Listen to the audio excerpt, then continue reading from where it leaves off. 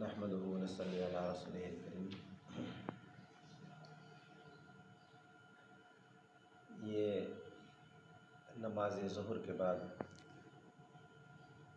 ہمارے کچھ مخلص ساتھیوں کی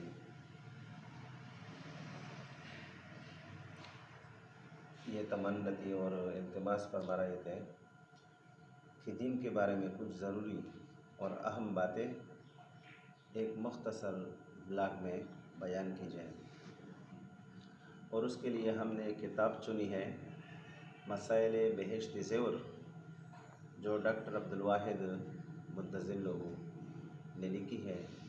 اور لکھنے کی وجہ یہ تھی کہ پاکستان میں تعلیم یافتہ لوگوں کے لیے اور ان لوگوں کے لیے جن کے پاس وقت کم ہوتا ہے، ان کے لیے فہم دین کورس کے نام سے ایک نصاب تیار کیا ہے۔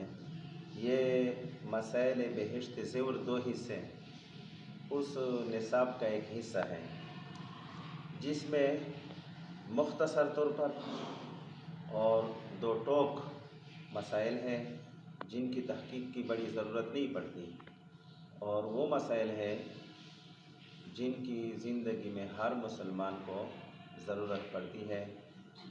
اور آج ہمارا پہلا موضوع جو ہے وہ دین، ملت اور شریعت کے بارے میں ہے۔ دین کی معنی ہے زندگی بسر کرنے کا طریقہ، اس لیے دین حق بھی ہو سکتا ہے اور باطل بھی۔ اس لیے ہم کہتے ہیں کہ دین اسلام اور ادیان باطلہ، ہر دین کو دین کہتے ہیں جس پر انسان عمل پیرا ہو، اور شب و روز میں جو بھی انسان کام کرتا ہے وہ اس کا دین کہلاتا ہے۔ اور ملت جو ہے، ملت دین کی ایک قریب معنی والی لفظ ہے، یعنی دین اور ملت مترادف ہے، لیکن ان میں معمولی فرق یہ ہے کہ دین اصول کا نام ہے اور عملی زندگی کے ساتھ تعلق رکھتا ہے، اور ملت جو ہے یہ املا سے ہے جو لکھا جاتا ہے، یعنی ریٹن فارم میں جو دینی مواد ہمیں ملتی ہے ان کو ملت کہتے ہیں۔ اور شریعت کی معنی ہے قانون، دستور، آئین، ضابطہ اور طریقہ کار۔ دین اور ملت تمام پیغمبروں کا ایک ہے، البتہ شریعت ہر نبی کو جدا جدا وقت کے تقاضے کے مطابق نئی شریعت ملتی رہی ہے۔ اور اس لیے اللہ تعالیٰ نے فرمایا ہے، شرع لکم من الدین ما وصى به نوحا والذی اوحینا الیک وما وصینا به ابراہیم وموسیٰ وعیسیٰ ان اقیموا الدین ولا تتفرقوا فیہ۔ اس آیت کریمہ میں سورہ شورى آیت نمبر 13 میں اللہ تعالیٰ نے فرمایا ہے کہ دین اور ملت حضرت نوح علیہ السلام، ابراہیم علیہ السلام، موسیٰ علیہ السلام، عیسیٰ علیہ السلام اور خاتم النبیین محمد رسول اللہ صلی اللہ علیہ وسلم، سب کی دین اور ملت ایک ہے۔ اور ہم کہہ سکتے ہیں کہ دین اور ملت یہ اصول کا درجہ رکھتے ہیں، یہ اصول ہے جو کبھی بدل نہیں جاتے، یہ ہمیشہ ایک ہی حالت پر رہتے ہیں، ان میں ناسخ اور منسوخ نہیں ہوتا۔ اور ان اصول دین میں عقائد، اخلاق شامل ہے۔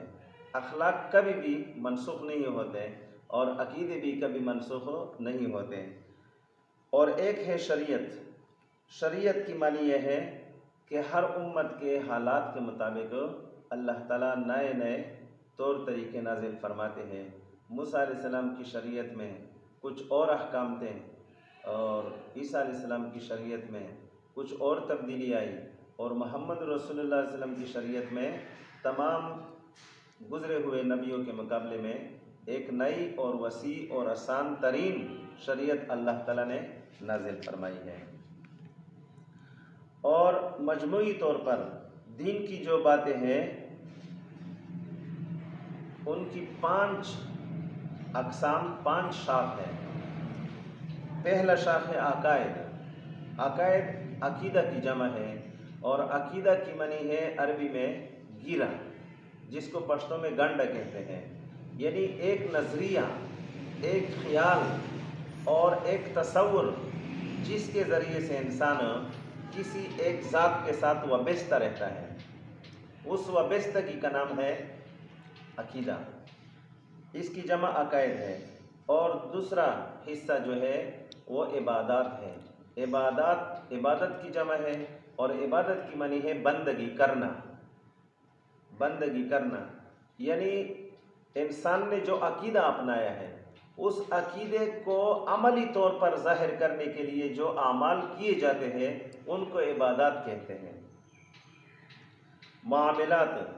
معاملات وہ دین کا وہ حصہ ہے کہ انسان آپس میں لین دین کرتے ہیں، خرید و فروخت، تجارت اور تجارت کے تمام شاخ، اور قرض، اور کسی کو وکیل بنانا، اور کسی کو